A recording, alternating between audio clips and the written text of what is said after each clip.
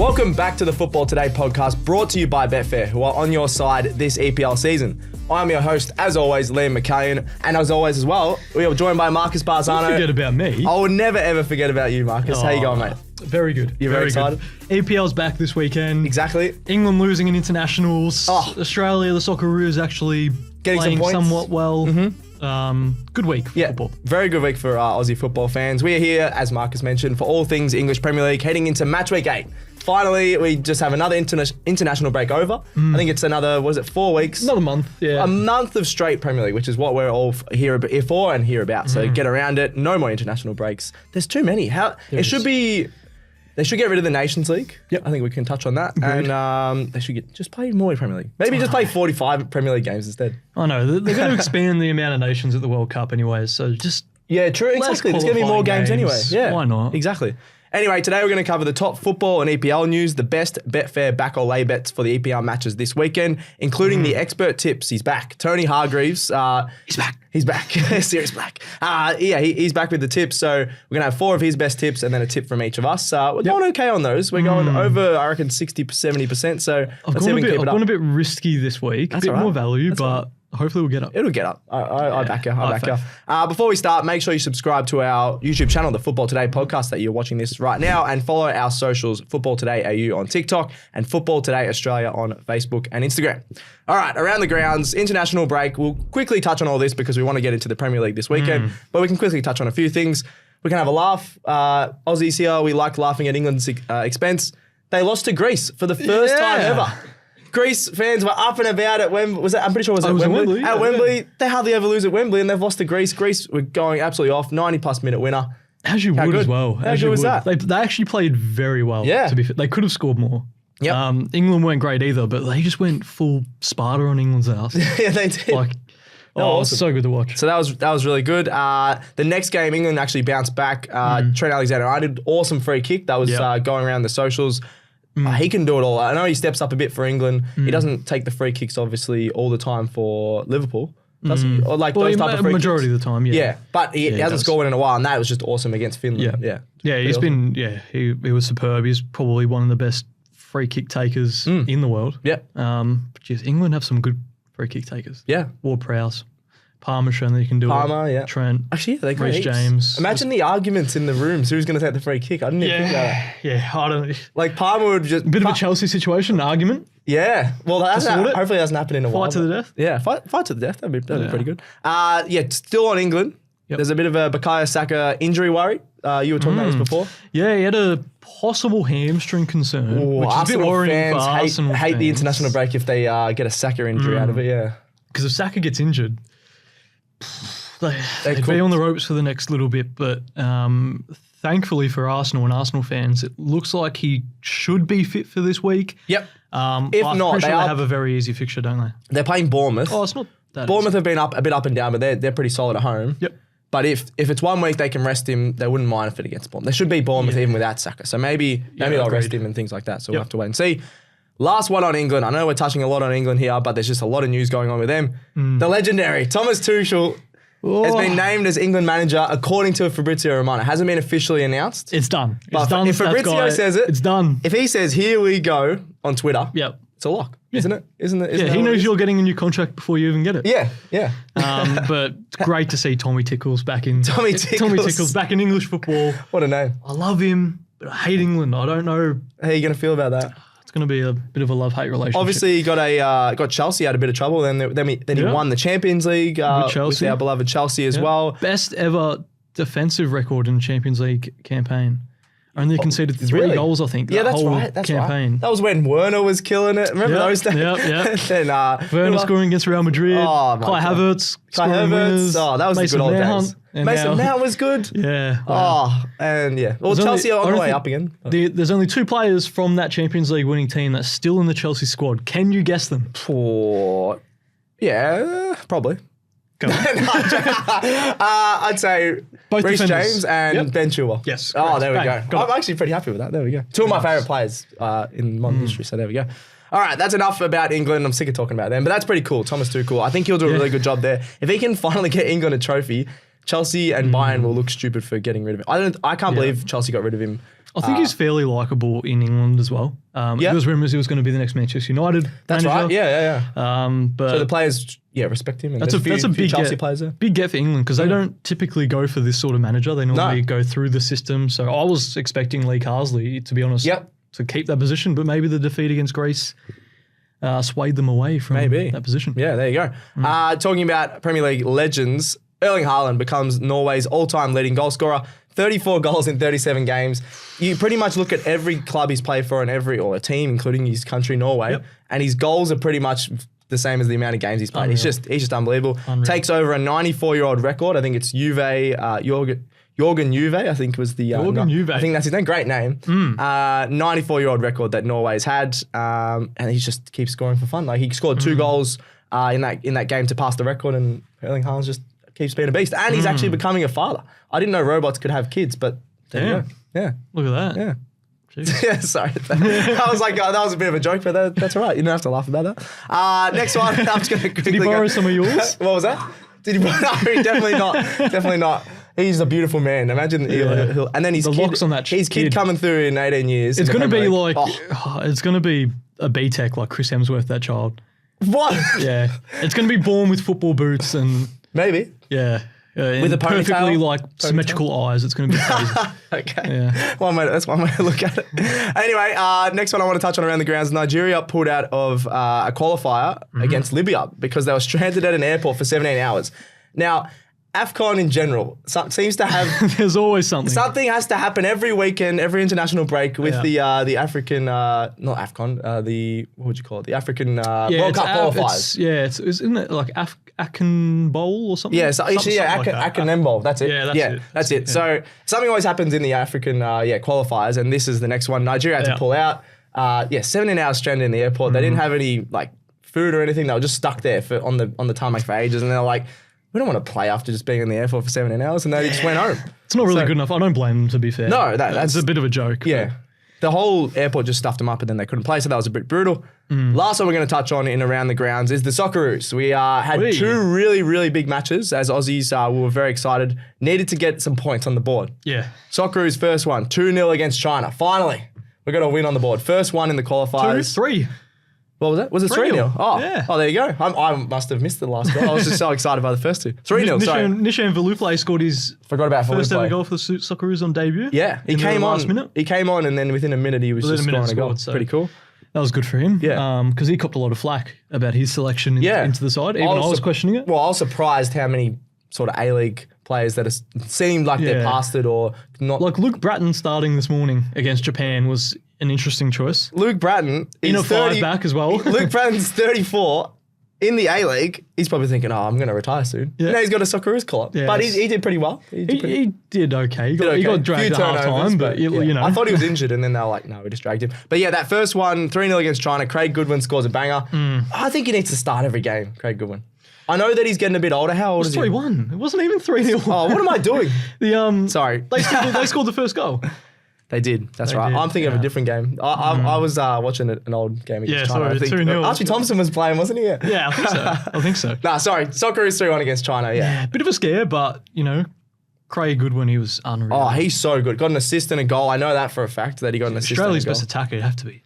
I don't understand why he doesn't start. How old is he now? He's 32, but he's still, he's a bit slower. I understand that. Yeah. But he is such a class above almost everyone. Even though he's still not playing in the massive leagues. I would have done it the other way around. Get him to start against Japan, but bring him on against China. Yeah. Probably. I don't know. We just needed a bit more class, and he was awesome. We got the points, though, in that game. And then somehow, producer Gerald was having a laugh about this morning as well. Japan won, Socceroos won. Yeah. Japan, I think they were leading 14-0 across their 3 qualifying games. Yeah. Or something like that. Sounds about right. 14-0. And then the Socceroos go there and get a draw. Just played so well. It was just a great game of football. Classy finishes from... No, definitely not classy finishes. What were the goals? Steve Bruce would admire that performance. Steve Bruce, what a throwback. The goals, they were great quality as well. Japan's goal. Japan's goal for Australia. Japan's goal for Australia. Couldn't do that if you tried again. Oh my God. So yeah, both goals were own goals. The Japan fans were up and about, but they were getting so restless. I've never heard the Japan fans boo. They were booing because they were down 1-0. They were really frustrated because they're really respectable fan base as well. Yeah, that's why I was surprised they booed. Yeah. Yeah, because Yeah, they were very happy with the way we played. They were like, if like teams go there and you just sit back and you're like, screw you, this isn't how football should be played. Yeah, it was just good tactics. But they were like, you know what, fair play. Yeah. Very good defensively, the Socceroos, and came away with a point despite only arriving at the ground about half an hour before kickoff. Well, really? So, no warm-up, no pre-match warm-up. So basically just straight to the ground, get changed, then get straight into the pitch and start the game. So considering everything, I think a point away against Japan is fantastic. Absolutely. Socceroos have never beaten Japan in Japan, so just to take a draw was really good. And then the other goal for Japan was actually an own goal as well from Birch. That was a bit more unlucky. Yeah. And those sort of happen when there's a fired cross that goes in, but the Japan one was just hilarious. Like if Burgess dito get there was a Japanese player behind him, So I think but there was no less than they deserved. They played very well. Ito was really good. I reckon we probably only had about 20% possession. No shots on target and still got a goal. That's the most impressive part, I think. We had one shot to Japan's 12. Obviously the 0 on target, 34% possession for the Socceroos. Pretty good. Not bad. With Saudi Arabia, I'm going to go to that. I'm going to go to that. It's in 14th of November. Melbourne Rectangular Stadium, everyone's favourite stadium. That'll be a very good game. But we just got to count our lucky stars that Saudi Arabia keep dropping points. They drew to Bahrain. Yeah, that's right. That's good. At home as well. So good for us. Socceroos go right and go right for the World Cup. My favourite time of the show, your favourite time of the show, Marcus, our back or lay bets thanks to Betfair, the only place to back and lay bet on the EPL this season. We've got some tips, as always. Woo! He's excited. Let's go. Get around it. We'll start with Tony Hargreaves, the legend, the expert tips from Betfair. So you can go on betfair.com.au/BetfairHub. Has his expert tips on there. So we've got our best 4 that we've picked from his, but he actually has a full breakdown of every game in his best tip. But we're just going to go through the best 4 here. Yeah, we'll see what Grieve Dog did. Grieve Dog, is that what we're calling him? That's a new nickname. Tony, so here we go. You go through T-Dog. T-Dog, whatever you want to call him. I don't know if he's ticking that one off, but you go through his 2 bets to back, and I'll go through the labels. Sure thing, Stats Guy. Well, he's backing a result in the Newcastle vs Brighton game at St James's Park, which is going to be an entertaining one, actually. Yeah. Newcastle haven't been in great form, but, last couple of matches, a tiny bit better. Yep. Brighton have been pretty good. Brighton have been solid. Backing a draw for a bit of value at $4. Ooh. Both teams are on 12 points to start the season. As I mentioned, a lot of ups and downs. 5 of the previous 10 meetings, so 50% of the last 10, have been a draw. Don't mind that. Yeah. Brighton are confident of recent, and Newcastle have been kind of lackluster at home this season, besides from the City game where they got the point. I think since then there's been 3. Yeah, they've had 3 home games and haven't got a win, but they've got a few draws. And then Brighton obviously came back last week.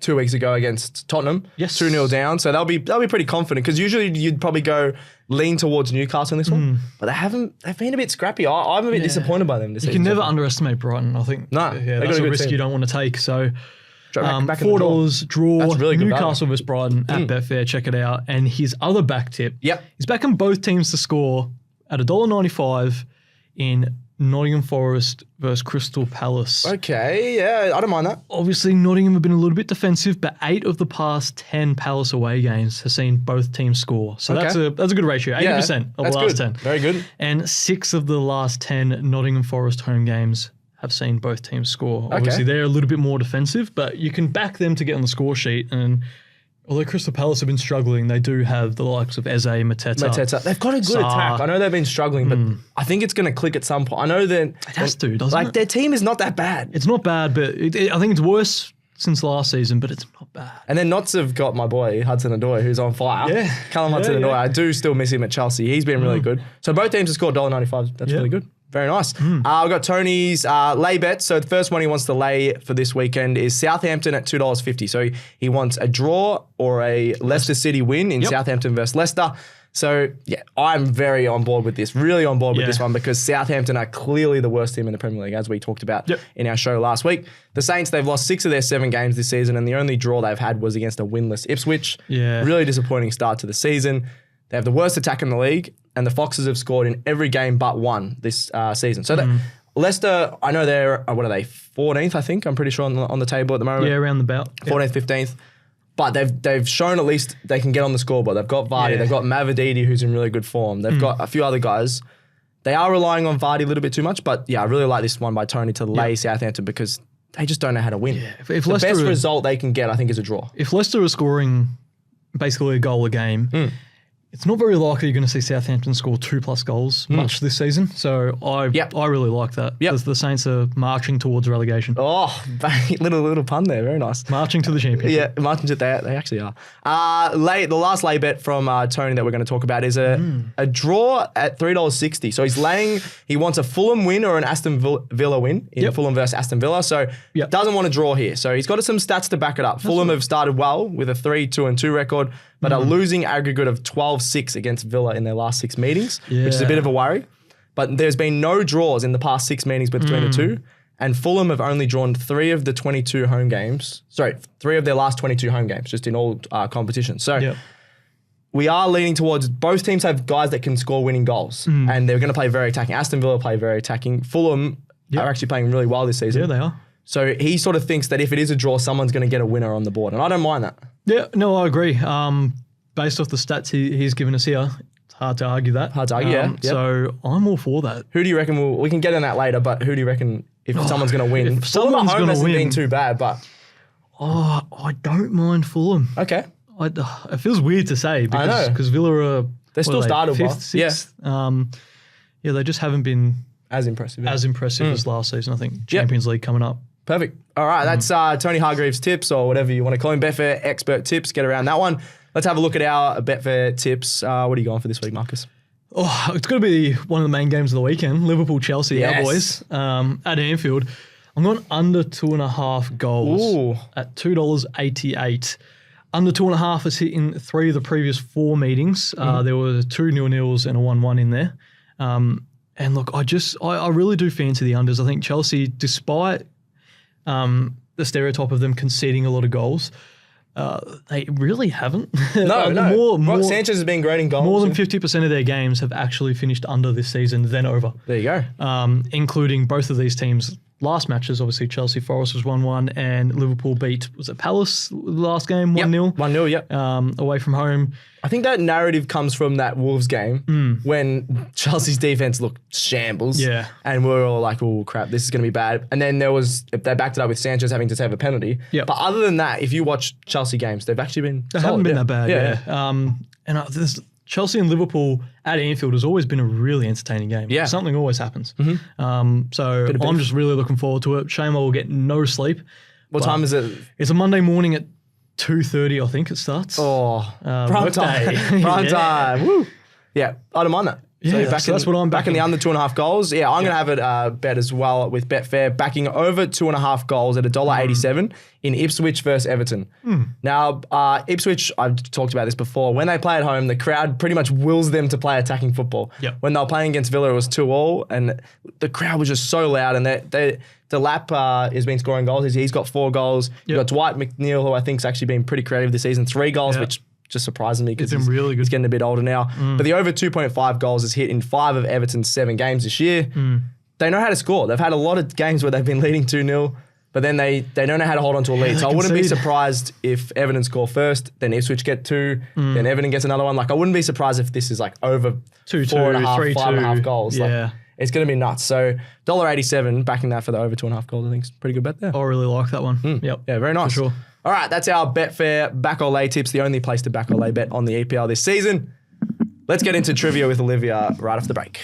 If you like this show, make sure you check out all the other shows on the Sports Today network, from the AFL Today show to the Cricket Today podcast, the Football Today podcast, as well as NBA Australia and NFL Australia. With Sports Today, your sporting needs have never been easier to cover. We're back for another segment of Trivia with Olivia. Let's go, Olivia. What is the trivia for this week? All right. How many matches did Cole Palmer play for Man City? And of those, how many was he in the starting 11? Closest answer wins, obviously. That is a great question that I've got no idea about. Is this all competitions or just the Premier League? All comps. All comps. Okay. Oh, okay.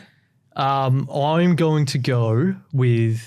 I was going to say like 40, but I don't know if that's way too much or way too much. I'm going to go... Or 80. 23, he started 3. I'm going to go 38, and he started 7. Liam wins. He's played 41 games. Oh, I was close. And he started in 13 of them. Oh, okay. There we go. More than I expected. There we go. And then Man City's like, oh, you can go and just become one of the best players in the world. Yeah, I like that. Great question. Anything Cole Palmer related, we're here for. So thanks, Olivia. That was really good. At City, he's very much a Community Shield, Carabao Cup merchant, isn't he? Yeah. I think. That was, they were just did dirty. I know that. They did. Where would he slot into their team right now? That's a big question. He'd play with Phil Foden right now. Phil Foden, yeah. Yeah. Well, is Foden playing? They don't really play a number 10, really, do they, City? No, but he'd still somehow be.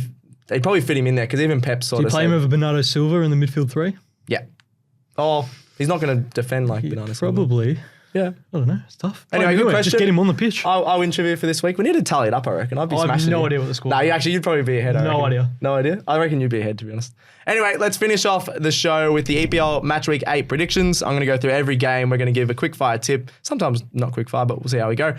Tottenham versus West Ham. Battle of the Hams. Who are you going? Tot or West? Tot or West? No one has ever called them Tots. I'll go with Tottenham. Totti. Oh, Francesco Totti. All right, Tottenham. I'm going to go draw. I'm doing a U. I'm going to tip like 6 draws. You're picking a draw. Nah, this Tottenham. Typical. Yeah, that's the first draw I've tipped in 3 weeks. Tottenham. Yeah, I'm going draw on that There hasn't one. been any football in 2 weeks.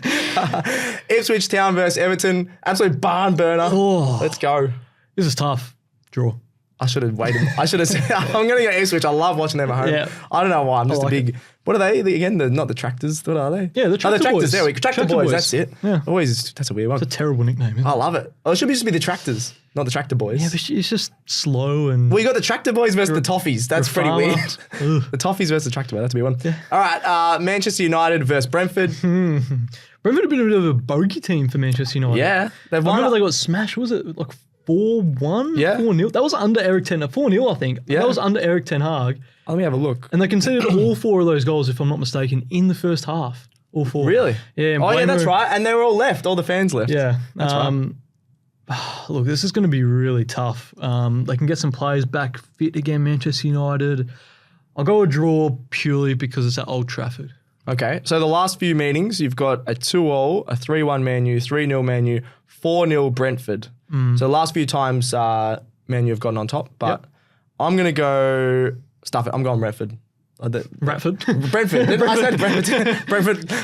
Just say it really fast. Brentford, I think they're going to get the job done and crush. Well, the Brentford manager is rumoured to be the next Manchester United manager. So so if he gets a win, they'll like just walk into the other rooms. Just go around the corner. Next one, Fulham versus Aston Villa. This is actually going to be a really fun game. Fulham have had a really good start to the season, and Villa, most of the time you know what you're going to get from them. Yeah, because Tony's going against the draw here, I'm going to go with Fulham. Fulham at home. Okay. Yeah. I'll agree with you on this one. Fulham as well. I think at Craven Cottage they've been really good. So let's back Fulham. Next one, Newcastle Brighton, another really strong one. Tony's gone the draw. It's a tough week this week. I know, really tough. To back some results. Tony's gone the draw. I'll back T-Dog. Back T-Dog, back Tony. The expert tips on Betfair. I'm going to go Newcastle. I've said this all season, but I feel like they're going to click into gear at some point. Their defense is going to have to lift, but I think they can get a 2-1 win. I think they can get. Isaac Gordon and Bruno Guimaraes have all been below par. I know. They're still getting a decent amount of points, which is somewhat a positive. They should be better, I think, though. So I'm going Newcastle there. Next one, Southampton versus Leicester City. Pretty much whoever loses this game almost can lock in for relegation, I reckon. If Leicester lose this, they're just going to But there's so many bad teams. That's why there is. Like West Ham, Man where are U. West Ham? West Ham are mid-table. They're like 12th, I think, or something like that. Crystal Palace or even They lower. have one win, West Ham, and they're 12th. They have one win. That's from 7 embarrassing, games. isn't it? Yeah. Yeah. Who are you going to this one? They have 2 wins. Never mind. Oh, 2 wins. Still, that's not many. Who am I going? That's a good question. Leicester. Leicester, yeah, I'm going Leicester. Southampton. I don't think I'll tip them this year. Honestly, fair. They just stink. Next one, Bournemouth versus Arsenal. Possibly no Saka. Does that change anything? Surely not. Not really, but I think it boosts Bournemouth's chances, obviously. But I still think this is a fixture Arsenal should be winning if they want to win the title. And for that reason, I'll go Arsenal. Yeah, I'm going Arsenal as well. Yep. Wolves versus Manchester City. Wolves could lose this 5-1. They could, but then they score goals at home. But that was against Chelsea and 5-3 Brentford. Yeah. But then you got Brentford, Chelsea, City. Do Captain Haaland. this week. In fantasy? Absolutely. He's going to he'll get 4 goals. Saka might not play, Salah playing Chelsea, Palmer playing Liverpool. Yeah, I think it has to be Haaland. Captain. Yep, Captain Haaland. And obviously City going win. Manchester City. Yeah, that was an easy one. Huge match. I think this is the match of the weekend because Chelsea are back in form. Liverpool have been really good. Liverpool versus Chelsea at Anfield. Huge match. Both teams overperformed this season. Yeah. As much as I want to, you're trying to will yourself to tip Chelsea. I want to, but you can't. But I can't. I'm going to go Liverpool. I want to say because one of my closest mates is a Liverpool supporter. Oh, so you'll be watching that? Yeah. Yeah, probably. I don't know. Might go to your house, Alex. Let us know. But 2:30 on a Monday is a bit rough. It is tough. Just knock on his door, wake him up. There we go. That was good. I'm going to go draw. I've had a draw since the start. I genuinely think Chelsea can get a draw out of this. Holding down pretty well defensively. Yep. Liverpool, they've had a few games this season where they haven't scored as much at home as they wanted. So I reckon this could be like a 1-1. I think the past month, Liverpool haven't been great, but they've been like... They've been getting the job done. They've been getting the job done, getting the wins. That's a sign of a good team, in my opinion. So, and then the last one of the weekend, Notts Forest versus Crystal Palace. Another really tough one. It is. Notts have been really good this season. Yeah, I'm going to go Notts. That's what I was going to say. At home, they've been really good. So both going Notts. Palace have been really bad. I know. Their team on paper is not that bad. They've got a cool jersey. They're not doing the jersey proud. Are they in the relegation zone at the moment? No. I don't think so. No. That's how bad. Remember you were saying how bad the season is? Palace have been horrible. They are in the relegation zone at the moment. 3 points from there you go. 0 wins. There are 4 clubs without a win. 4? Jeez. Yeah, wow. If you don't have a win after like week 10, I reckon you should just get relegated. I know we're glazing Ipswich because like they performed better than we thought they would, but they're still pretty low. They still haven't got a win. It'll come. Can you survive in the Premier League without a win and like 12 draws? You can. Arsenal went invincible, but technically you can not get relegated and be invincible. Yeah, well, just get 38 draws. Yeah, 38 draws, and you can stay up. That would actually be and you'd be invincible. Yeah. Imagine that. That would be awesome. All right, anyway. Not to downplay all you Arsenal fans out there. Yeah, stuff Arsenal fans. Anyway, I'm calling it. That's the final whistle for the Football Today podcast brought to you by Betfair. Check out all the fun socials clips that we've been doing. We're going to do some more Cole Palmer content as we love doing on this show. Some more Wikipedia challenge. I've seen that being going okay. And some more Matildas content, which we love doing. And Socceroos. We'll give some love to the Socceroos, and not enough people are. So that's it. Send in any questions in the comments. Thanks to Olivia and Gerald behind the camera there. And that's another episode of Football Today done. We're out.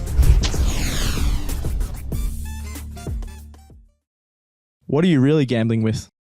For free and confidential support, call the number on the screen or visit the website.